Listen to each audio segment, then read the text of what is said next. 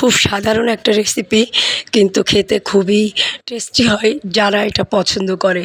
তো hello viewers, আসসালামু আলাইকুম।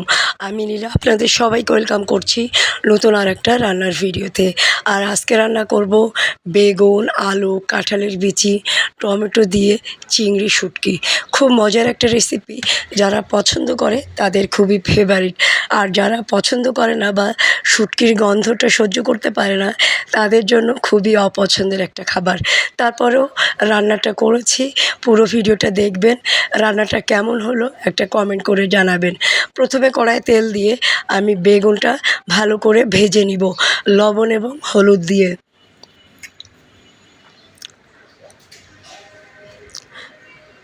বেগুনটা ভালো করে ভাজা হয়ে গেলে উঠিয়ে রাখবো।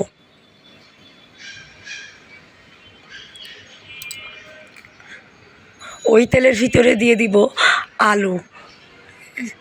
তেলের ভিতরে যে লবণ হলুদ আছে ওটাতেই আলুটাও ভাজা হয়ে যাবে। আর কাঁঠালের বিচিটা আমি আগে ভালো করে সিদ্ধ করে নিয়েছি।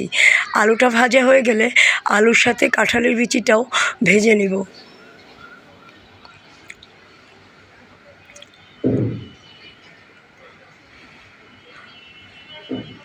আলু এবং কাঁঠালের বিচি ভেজে নিয়ে আলাদা উঠিয়ে রাখবো।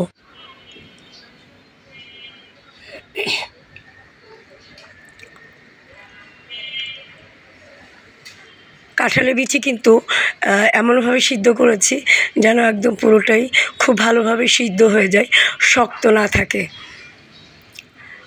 এখন সব কিছু ভাজা শেষ, এখন উঠিয়ে রাখবো, বাকি প্রসেসটা শুরু করব।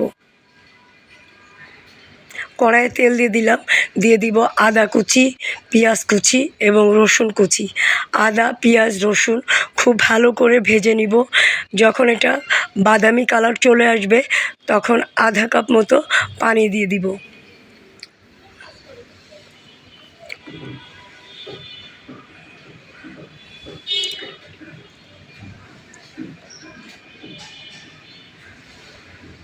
ভাজা কমপ্লিট, এখন পানিটা দিব। কি সুন্দর কালার এসেছে, তাই না? একদম ব্রাউন কালার চলে আসছে।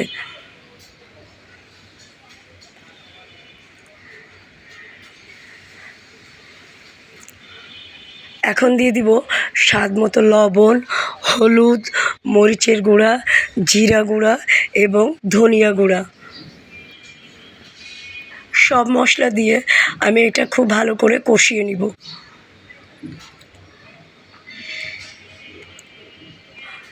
মশলার পানিটা শুকিয়ে ফেলবো। শুকিয়ে ফেলে 10-15 মিনিট ওই তেল দিয়ে ভাজা ভাজা করব। এখন দিয়ে দিলাম চিংড়ি শুটকিটা।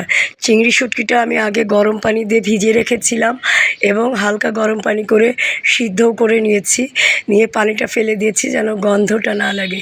এখন দিয়ে দিচ্ছি টমেটো কুচি এবং আলু, কাঁঠালের বিচি দিয়ে সব কিছু আমি একসাথে ভালোভাবে কষিয়ে নিব।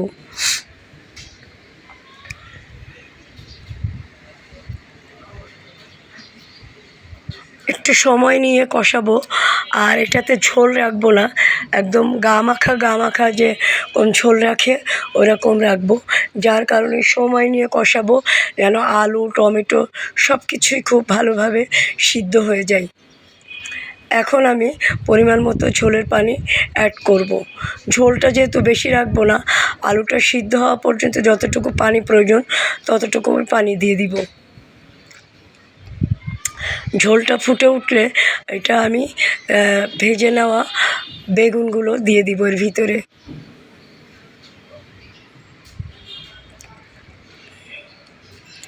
বেগুনগুলো দিয়ে একটু নাড়াচাড়া করব। আর নামানোর আগে 4 থেকে 5টা কাঁচামরিচ দিয়ে আর একটু 2-3 মিনিট জাল করে নামিয়ে পরিবেশন করব গরম গরম ভাতের সাথে চিংড়ি শুটকি, বেগুন, আলু, কাঁঠালের বিচি দিয়ে। মাল্টি কালারের সবজি বলতে হবে, কিন্তু মিক্সড সবজি দিয়ে চিংড়ি শুটকি রান্না করলে খেতে খুব টেস্টি হয়। আমার তো ভালোই লেগেছিল, যেহেতু নিজে রান্না করেছি আর গুছিয়ে গাছিয়ে একদম অনেক প্রসেস করে রান্নাটা করেছি, যার কারণে খেতে বেশ টেস্টি হয়েছিল। তবে আমার বাসায় আমার মেয়ে শুটকির গন্ধটা পছন্দ করে না, ওর একটু অসুবিধা হয়। আর তাছাড়া আমার কাছে কিন্তু বেশ ভালোই লেগেছিল। তো রান্নাটা একদম কমপ্লিট। দেখেন কি সুন্দর কালার এসেছে, তাই না? খুব সুন্দর কালার এসেছে, খেতেও খুব টেস্টি হয়েছিল। আর গরম গরম ভাতের সাথে এরকম 1 চামচ তরকারি, একটা লেবু, কাঁচামরিচ হলে আর কিছু লাগে না। খাওয়াটা একদম পুরোটাই মজার হয়ে যায়। তো কার কার পছন্দ চিংড়ি শুঁটকি বেগুন কাঁঠালের বিচি দিয়ে কমেন্ট করে জানাবেন। আমার রান্নাটা কেমন হলো জানাতে ভুলবেন না। ভালো থাকবেন, সুস্থ থাকবেন, আমার চ্যানেলটা সাবস্ক্রাইব করবেন। তো আজকে এই পর্যন্ত। আল্লাহ হাফেজ। আসসালামু আলাইকুম।